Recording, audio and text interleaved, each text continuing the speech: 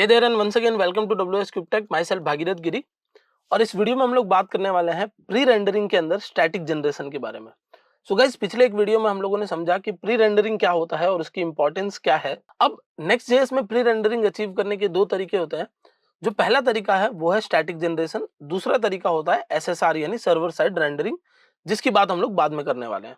तो अभी हम लोग फोकस करेंगे स्टैटिक जनरेशन पर, और स्टैटिक जनरेशन कैसे होता है उसके लिए जो फंक्शन है गेट स्टैटिक प्रॉप्स उसको समझेंगे नेक्स्ट जेएस की हेल्प से। तो नेक्स्ट जेएस में जो हमारा स्टैटिक जनरेशन होता है वहां हमारे एचटीएमएल पेज के अंदर हम क्या करते हैं, ये जो हमारा एचटीएमएल पेज है, हम इस एचटीएमएल पेज में किसी एक्सटर्नल एपीआई से डेटा को फेच करके यहाँ पर एज एन एचटीएमएल कोड या एज अ टेक्स्ट कोड इधर एम्बेड करवा देते हैं। तो यहाँ आपको वो डेटा पूरा दिखने लग जाता है जो हमने एपीआई से फेच किया।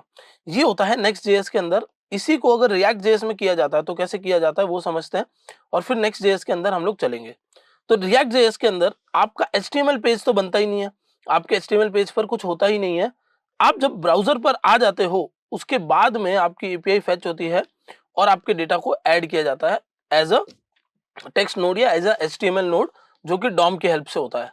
बट यहाँ डॉम वर्क नहीं कर रहा है, यहाँ जो एपीआईज है वो स्टैटिकली फेच हो जाएगी, मतलब प्री फेच होके प्री रेंडरिंग के टाइम पर पेज आपका ब्राउजर पे आने से पहले ही आपका डेटा पूरा फेच हो जाएगा और वो डेटा आपके एचटीएमएल पेज के साथ एम्बेड हो जाएगा। तो इस तरीके से हमारा नेक्स्ट जेएस काम करता है और इस प्रोसेस को हम लोग क्या बोलते हैं, स्टैटिक जनरेशन। अब स्टैटिक जनरेशन को अचीव कैसे किया जाता है उस चीज को हम लोग समझेंगे और थोड़ा और अच्छे से आपको समझ में आएगा कि हम किस चीज के बारे में बात कर रहे हैं। तो हम लोग अगर यहाँ पर लेट से हमने एक H1 टैग लगाया और हमने लिखा ब्लॉग, ठीक है, हम यहाँ पर कुछ ब्लॉग्स के टाइटल्स रखना चाहते हैं, ठीक है, ब्लॉग पोस्ट। और इस ब्लॉग पोस्ट के अंदर हमें क्या करना है, हम लोगों को एक यूएल बनाना है और उस यूएल के अंदर हम लोगों ने एक एलआई बना लिया। तो हमें लिस्ट ऑफ आइटम्स यहाँ चाहिए, ठीक है। अब ये जो लिस्ट ऑफ आइटम्स हमें चाहिए वो स्टैटिक नहीं है, वो आएंगे किसी एपीआई से, बट हमें उस एपीआई से फेच करके स्टैटिकली इसके अंदर डलवाना है। तो इस चीज को थोड़ा अच्छे से समझाता हूं मैं आप लोगों को कि स्टैटिक होने का मतलब क्या होता है। तो मैं आपको स्टैटिक होने का मतलब समझा देता हूं। पहले जैसे हम लोगों ने लिख दिया टाइटल 1, देन हमने यहाँ लिख दिया टाइटल 2, देन हमने यहाँ लिख दिया टाइटल 3, देन हमने यहाँ लिख दिया टाइटल 4 और हमने यहाँ लिख दिया टाइटल 5। और अब मैं अगर इसको npm रन डेव करता हूं तो क्या होगा, ये title 1, title 2, title 3, title 4, title 5, ये सारी चीजें मुझे दिखेगी हमारे ब्राउजर पर कुछ इस तरीके से। Blog post title 1, title 2, title 3, title 4, title 5, और यही के यही मुझे यहां भी दिख जाएंगे as an HTML code.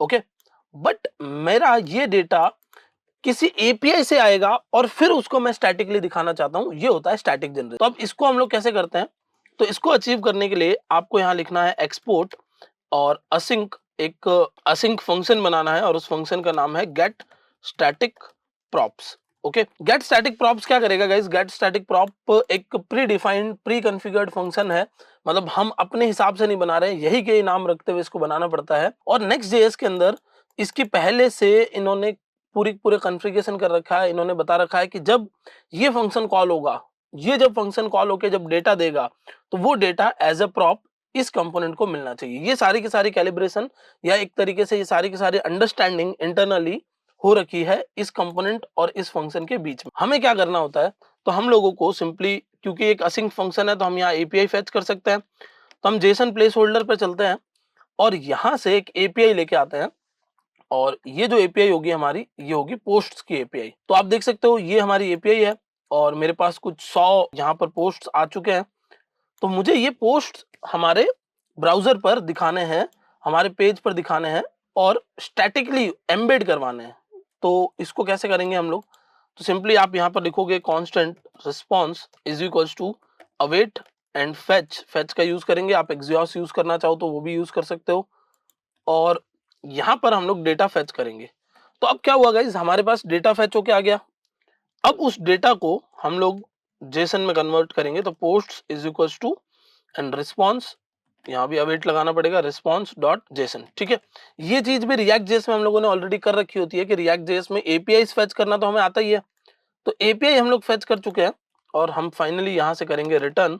Return करना एक ऑब्जेक्ट और उस ऑब्जेक्ट के अंदर हमने डाल दिए प्रॉप्स। अब मेरे जो प्रॉप्स हैं वो यहाँ से एक्सपोर्ट होकर इधर आने वाले हैं। ओके, और मैं आपको एक बार कंसोल लॉग करके दिखाता हूँ पोस्ट्स जो मेरे पास आए होंगे उनको।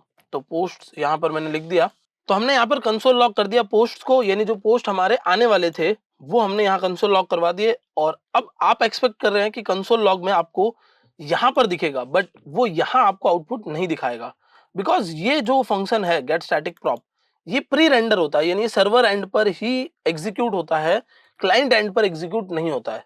तो मैं एक बार यहाँ पर npm run dev करता हूँ, और एक्चुअली मैंने सर्वर डाउन कर दिया था ताकि मैं आपको वापस दिखा सकूं कंसोल लॉग करके।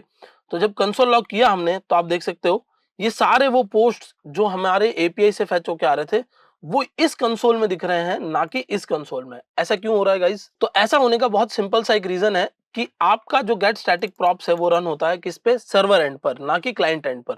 तो क्लाइंट एंड पर जब रन होगा तो यहाँ दिखेगा, जैसे कि ये मैंने यहाँ से आप देख सकते हो मैंने पोस्ट रिटर्न किए हैं, और जैसे हम लोग नॉर्मली प्रॉप्स गेट करते हैं वैसे ही मैं प्रॉप्स डिस्ट्रक्ट करके यहाँ पर पोस्ट गेट कर रहा हूँ। ठीक है, अगर आप इस तरीके से कंफर्टेबल है तो आप ऐसे कर सकते हैं, वरना जो ट्रेडिशनल तरीका है कि यहाँ पर प्रॉप्स लिखकर कंसोल लॉग करवा देते हैं इसको, console log props dot and यहाँ हमने पोस्ट लिख दी। तो अब जो मैंने कंसोल लॉग किया है वो मुझे यहाँ दिखेगा। आप देख सकते हो कि ये जो हमारा होम कंपोनेंट है उसका कंसोल लॉग मुझे कहाँ दिख रहा है? हमारे ब्राउजर में। बट गेट स्टैटिक प्रॉप का कंसोल लॉग मुझे कहाँ दिख रहा है? इसके कंसोल में, यानी हमारे सर्वर के कंसोल में। तो दोनों में डिफरेंस क्या है? दोनों में डिफरेंस ये है कि आपका जो यहाँ आउटपुट आ रहा है ये जनरेटेड आउटपुट है, बट ये जो कोड है ये कोड आपका बिफोर जनरेशन, प्री रेंडरिंग ये कोड एग्जीक्यूट होता है। तो इससे आपको अच्छे से समझ में आ गया होगा कि स्टैटिक जनरेशन कैसे वर्क कर रहा है। अब क्योंकि हम डेटा फेच कर चुके हैं, मैं कंसोल लॉग हटा देता हूं। तो ये डेटा जो हमने फेच किया वो एज अ प्रॉप हमने यहाँ पास कर दिया। तो अब माइंड में ये क्लियर हो जाना चाहिए हमें कि गेट स्टैटिक प्रॉप इसी कंपोनेंट को, ऊपर वाले कंपोनेंट को क्या कर रहा है? डेटा दे रहा है। और मैं यहाँ प्रॉप्स डिस्ट्रक्ट कर लेता हूँ ताकि थोड़ा सा काम इजी हो जाए, बार बार मुझे प्रॉप्स डॉट पोस्ट ना लिखना पड़े। सीधा मैंने पोस्ट लिख दिया। और अब हमें क्या करना है? हम सिंपली इन एलाइज को इससे बना लेंगे। तो हमने यहाँ पर करली ब्रैकेट्स लगाया, props dot map, sorry post dot map, और इसमें मुझे डेटा मिलता जाएगा और मुझे एक इंडेक्स भी मिलेगा। और मैं सिंपली यहाँ से करूँगा रिटर्न। रिटर्न हमें क्या करना है? रिटर्न में हमें एलाइज भेजनी है।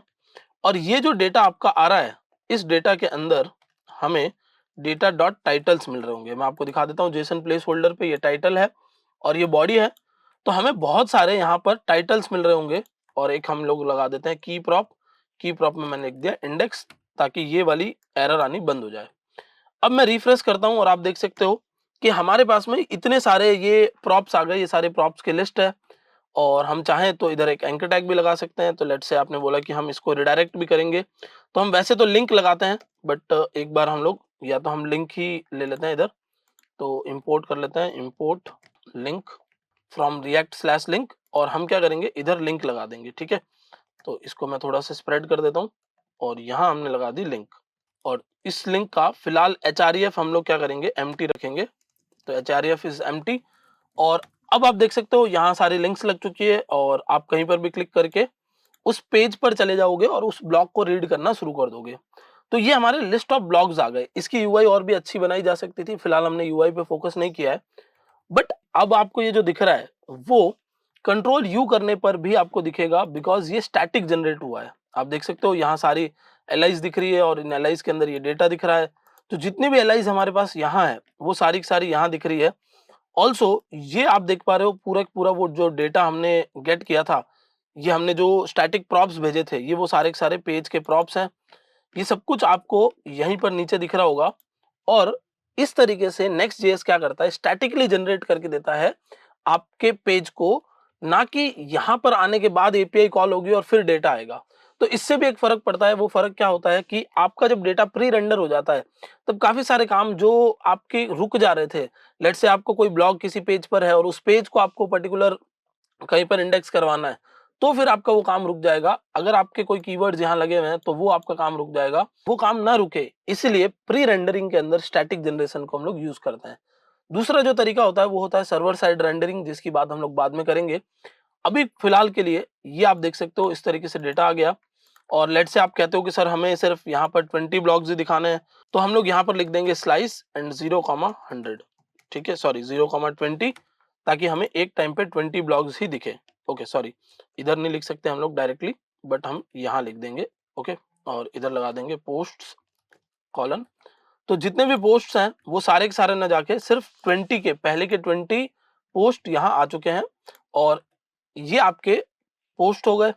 अब आप अगर देखेंगे कि ये जो यूजर आईडी 1 2 3 4 है, अगर मैं स्लैश में आईडी 1 डालता हूं तो मुझे सिर्फ वो स्पेसिफिक ब्लॉक दिख रहा है, अगर मैं 2 डालता हूं तो मुझे सिर्फ स्पेसिफिक ब्लॉक दिख रहा है, मैं 100 डालूंगा तो मुझे सिर्फ वो 100 या 10th स्पेसिफिक ब्लॉक दिखेगा।